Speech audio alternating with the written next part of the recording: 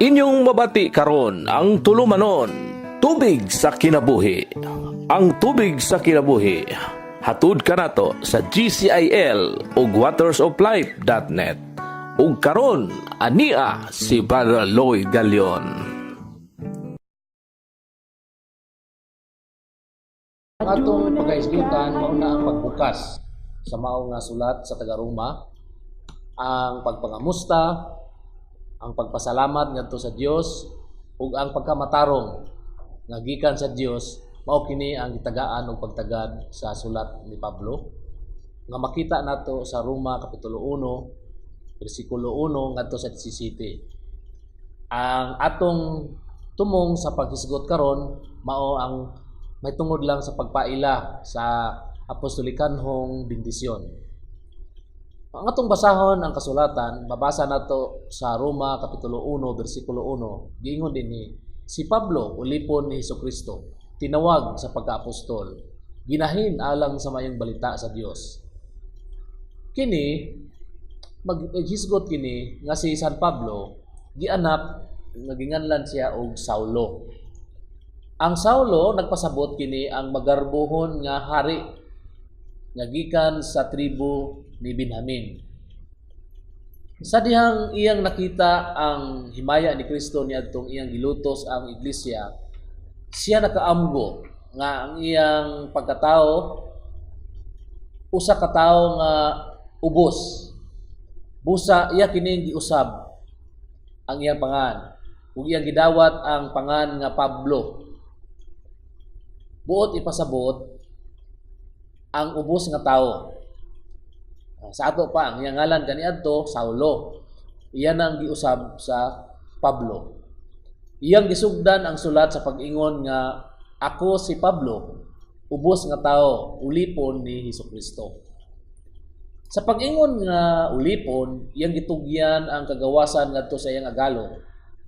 Siya nagpaubos, dili garbuso nga nagkinabuhi sa espiritu ni Kristo. Subay gayud sa kabubuton sa Dios uban ang kalipay.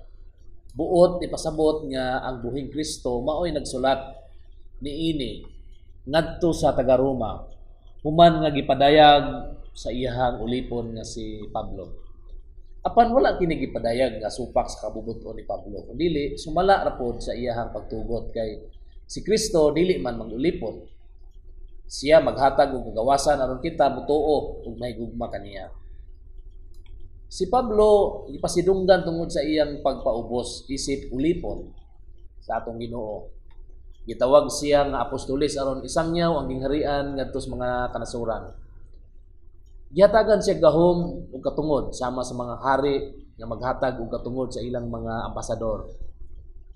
Sa susamang paagi si Kristo nagtawag usab kanato igsuon. Ngani karon aron nga mag-alagad kita kaniya. Pusa ablihan nato ang atong kasing-kasing. Silbihan nato siya uban ang pagpaubos aron ang iyang gahom moabot sa tanang tao pinaagi kanato ug kanimo. Ingon nga pinadala kita ni Kristo sa mga nasod, si Pablo usab ipadala sa Dios sa tanang mga nasod pinaagi sa iyang sulat. Gawas ni Kristo walay tao nga milabaw kang Pablo, ang ubos nga alagad sa Dios. Unsa ang mayong balita ni Pablo nga sulugoon sa atong Ginoong Hesukristo?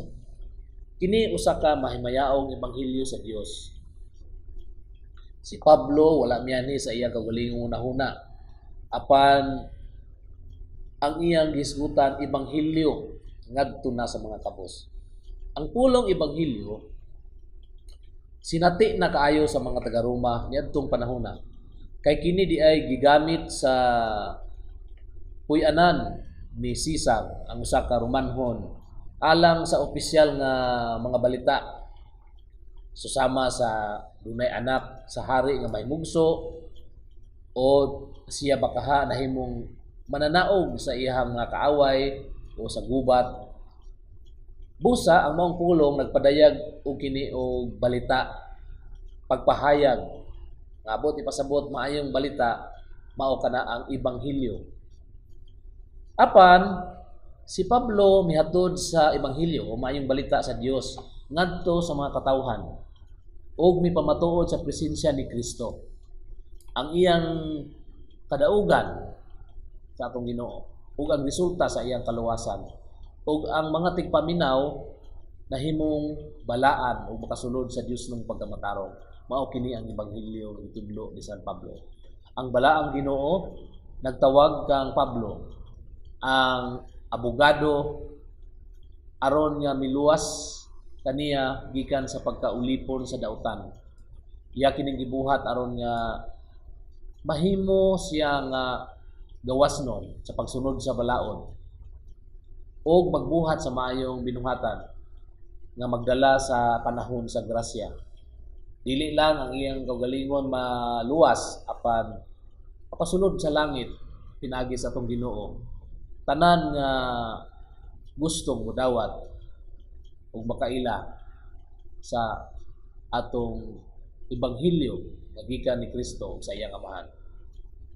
Usa pag-ampo kita igsoon.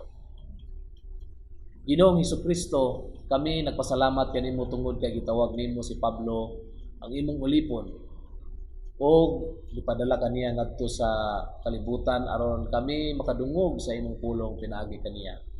Sa iluwa kami sa among pagkamahambugon o makagawalingon ng katagbawan. Tabangi kami nga magpaubos aron mahimong mga sulugoon sa imong gugma. Mutuman sa imong kaya tuyuan o sa imong tumong diri sa kalibutan. Amen. Unsa ang titulo diin si Pablo? Inyong nabati ang tubig sa kinabuhi. Kung aduna kamoy reaksyon, pangutana ug opinyon, i-text ka na sa 0908-426-7070 o kaha 0906-7909-298. Sa dugang pagtuon o pagpaminaw adto sa watersoflife.net, i-click ang Cebuano. Dagang salamat sa imong pagpaminaw.